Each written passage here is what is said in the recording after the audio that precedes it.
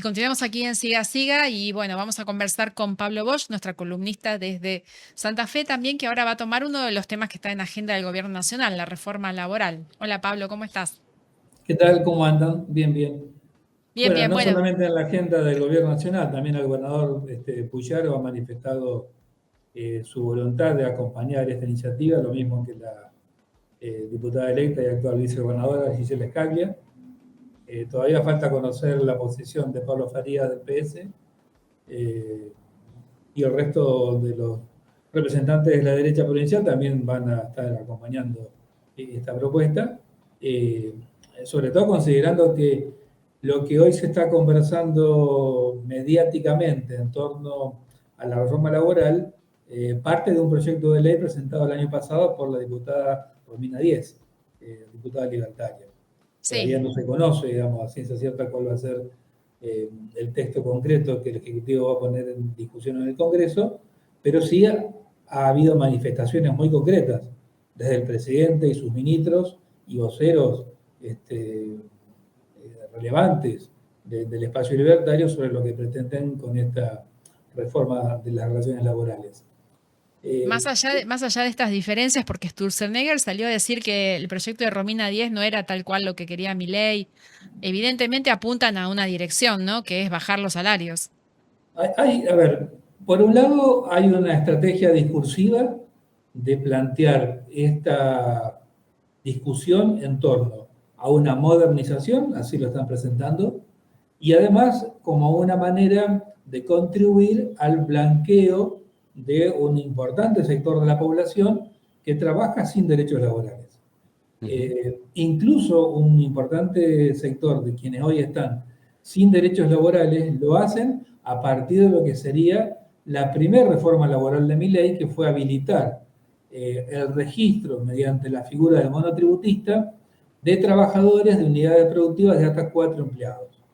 Ahí ya hay un primer avance de lo que entiende el gobierno libertario como derecho laboral o blanqueo. Para ellos y para mucha gente incluso que nunca ha tenido en sus manos un recibo de sueldo, hoy ser monotributista implica estar en blanco. Cuando la realidad y la comparación con el universo y los derechos del conjunto de los trabajadores y trabajadoras registradas es totalmente diferente.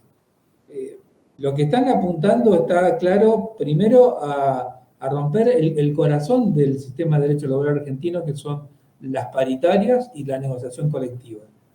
Eh, por primera vez, de manera explícita, están diciendo que una negociación sectorial a nivel de empresa puede considerar menores derechos que lo que la negociación general del sector está reconociendo.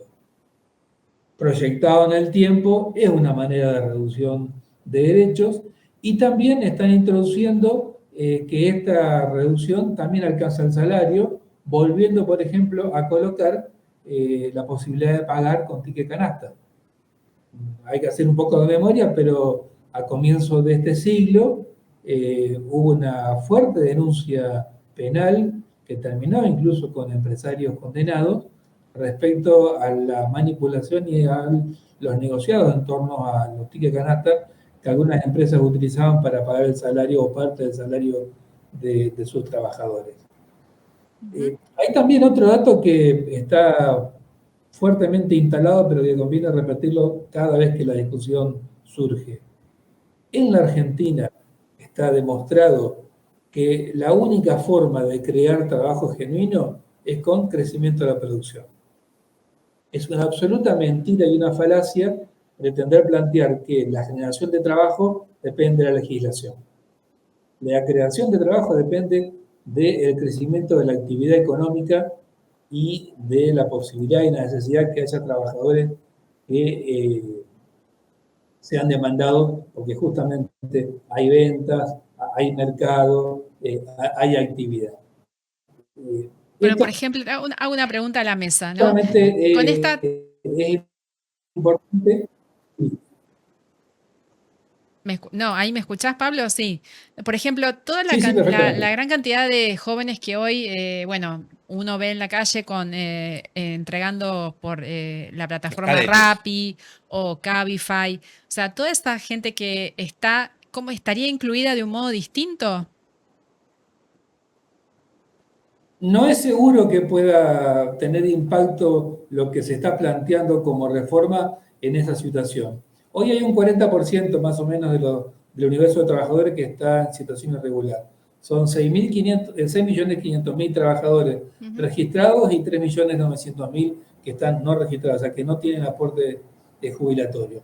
Y dentro de ese universo de los no registrados, lo que viene así creciendo son los monotributistas, que de su propio ingreso tienen que destinar una parte a pagar la cuota mensual, sabiendo además que si no lo hacen, a los 10 meses tienen la baja automática y que en ese periodo de no pagar ese aporte, que les implica un restringido número de obras sociales y una cuota mínima para la jubilación, acumulan deuda con ARCA, acumulan deuda con AFIP. O sea que al final de la experiencia de un monotributista que por alguna razón, fundamentalmente ingresos bajos, no enfrentó su cuota, lo que hizo fue generar una deuda con el organismo de recaudación que lo va a condicionar y le va a afectar a su futuro desempeño económico. No hay razones, no hay experiencia ni antecedentes que indique que una empresa contrata trabajadores en un contexto de recesión. Claro.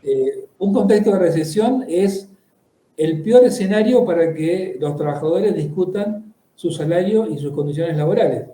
Porque históricamente lo que es el ejército de desocupación, que presiona a disminuir condiciones y aceptar menos salario para el reemplazo, es lo que está hoy empujando al sector empresario a tratar de sacar ventaja de esta coyuntura.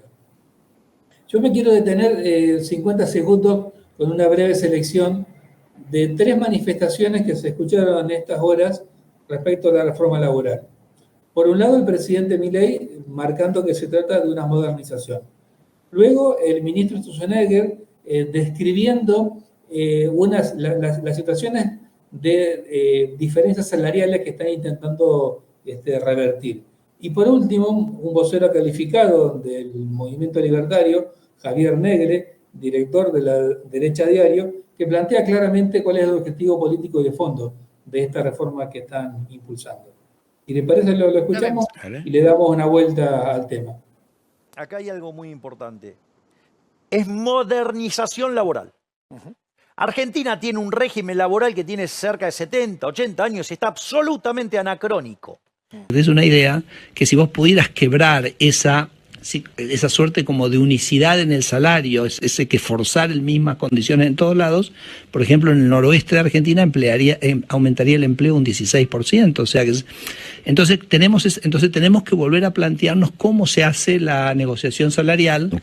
Y luego también darle más derechos a los propietarios de las empresas y no tanto solo pensar en los trabajadores, ¿no? Claro. El informe del Ministerio que a veces los empleados tienen mucho más derechos que el propio propietario de la compañía que va con la lengua afuera. A propósito de lo que decía. Laura Di Marco de La Nación dice, claro. Esos alineamientos son impresionantes, pero para repasar rápido, nada que ver con una modernización, estamos discutiendo los mismos conceptos o los mismos intentos de modificación que en su momento instauró Carlos Menem, luego mediante la Banelco, el gobierno de la Rúa, y más recientemente, de manera parcial, el gobierno de Mauricio Macri. No es para nada una modernización, sino que es una reactualización de las viejas reivindicaciones patronales en Argentina respecto al mundo del trabajo. Sturzenegger está repitiendo este ejemplo de el salario de un trabajador de Toyota en Campana versus un trabajador similar en Jujuy. Más allá de que no hay automotrices en Jujuy, parte de una mentira muy grosera, porque si hay algo que ha modernizado la legislación laboral en la Argentina, ha sido el funcionamiento de las paritarias y la actualización permanente de los convenios a nivel de cada rama de actividad. Incluso son muchísimas las ramas de actividad que reconocen las diferencias territoriales, el tamaño de las empresas. No es lo mismo un acuerdo salarial para una empresa de 10 o 15 trabajadores que una multinacional. Eso forma parte del quehacer diario y de la negociación permanente entre sindicatos y patronales en Argentina. Lo que se está buscando es otra cosa, es lo que recién explicaba Negre, es darle más poder al sector empresario, desarticular la capacidad de negociación colectiva y de ese modo lograr el objetivo de una baja de salarios. Lo que también creo que conviene preguntarse, ¿por qué se busca la baja de salarios? No es solamente angurria para aumentar la ganancia empresaria, sino también tiene que ver con la reconfiguración económica y social que el proyecto libertario está impulsando. Una economía y una sociedad basada en la venta y exportación de energía, minerales y productos de exportación alimenticia no necesita un mercado interno regulado como el que tenemos en la actualidad y necesita una baja de salarios para poder en línea a las grandes empresas con lo que es el trabajo con dumping social en otras economías del planeta. Entonces, la baja de salario no es solamente mayor ganancia para el sector empresario, es parte de la reformulación profunda que nuevamente Milei intenta encarnar, como lo han hecho distintos proyectos de la derecha en el último siglo aquí en Argentina. Pero, Pablo, es como decís vos, le sirve a los exportadores, a las grandes empresas esto, porque los pequeños empresarios, pymes de la región, viven del mercado interno y sin salarios que ya están bajos. Encima vamos más a la baja, muchachos, agárrense los cinturones porque no van a vender nada. Y encima le abren importación. Me parece que también se necesita, no solo de los trabajadores la resistencia, sino también de los pequeños productores, empresarios. Y es muy importante además que esta discusión se pueda comenzar a expandir porque el gobierno juega a su favor con intentar alinear en respaldo a su proyecto el conjunto de trabajadores no registrados que, escuchando los discursos y los planteos oficiales, puede tener expectativas de mejorar su situación. Muy por el contrario, en un contexto de baja de salarios y pérdida de derechos, lo que ya están haciendo con los monotributos es un anticipo de hacia dónde va la reforma laboral de Milei, y además volvemos al inicial. El empleo en la Argentina crece cuando hay actividad económica. Y en este sentido, las experiencias de las derechas en nuestro país son muy elocuentes. Tomando, digamos, lo principal, el periodo, digamos, a partir del despegue del 2002, si lo vemos en términos de presidencias, durante la presidencia de Néstor Kirchner se crearon casi más de 2 millones de puestos de trabajo. Durante las dos presidencias de Cristina Kirchner se crearon casi 800.000 puestos de trabajo. Macri destruyó 250.000 puestos de trabajo. Fernández, aunque no se lo crea, con pandemia incluida, creó 352.000 puestos de trabajo. Y Milei lleva destruido 170.000 puestos de trabajo. Entonces, acá primero conviene que la discusión sea intelectualmente honesta y con datos. Y segundo, correrse de esta manipulación de emociones, de hablarle a esos 4 millones de argentinos y argentinas que están trabajando sin registrar, pensando que la pérdida de derechos para quien está registrada y la baja de salario generalizada en un contexto de recesión va a significar una mejora personal. La economía tiene que crecer, el mercado interno tiene que fortalecerse y en ese contexto seguramente el trabajo va a volver a surgir en Argentina. Lo que también hay que decir, llevamos 12 años de estancamiento económico que explica en gran parte cómo se ha congelado la posibilidad que el mercado del trabajo absorba las expectativas de crecimiento de quienes se van incorporando simplemente por una experiencia vital, ¿no? Van creciendo, se van formando familias, se van armando proyectos que no encuentran en el mercado laboral argentino una respuesta. Pero no la encuentran porque hace 2 años que la economía no crece. Entonces, y en estos 12 años, el rol de la derecha ha sido fundamental para explicar por qué tenemos este retroceso.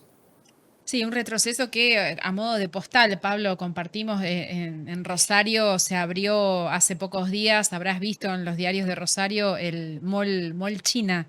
Es un empresario de origen chino, bueno, que tiene su centro de operaciones en Buenos Aires y abrió aquí en el emblemático edificio de La Favorita, una tienda en el subsuelo. Y allí estaba el intendente, ¿no? La verdad que llama la atención haciendo un corte de cintas de algo que tiene que ver que es como lo contrario de lo que sería un proyecto de desarrollo productivo de la ciudad, cuando en su momento Rosario tenía planes de impulso a la producción, a los emprendimientos, a los sectores que había que empujar con su pequeña pyme. Más allá del derecho al comercio, que evidentemente hay en el capitalismo, lo que está representando esa postal es que estamos en un momento de destrucción de la industria y del empleo, evidentemente.